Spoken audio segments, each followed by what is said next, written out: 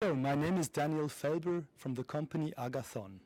It's my second time participating at the IMTEX, and I was amazed about the progress that has been done during the last 2 years. I'm the sales director of Agathon, a machine manufacturer in Switzerland for grinding and laser processing machines, mainly focusing on hard and super hard materials. Today I found a very well organized seminar where a lot of content has been delivered from the suppliers to the audience. It was very interesting to see also the progresses and that the focus of the Indian market is actually on efficiency. So there I feel a total conversion.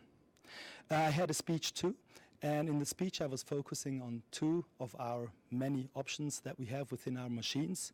One was the adaptive infeed that helps you controlling the infeed of a machine by monitoring the force.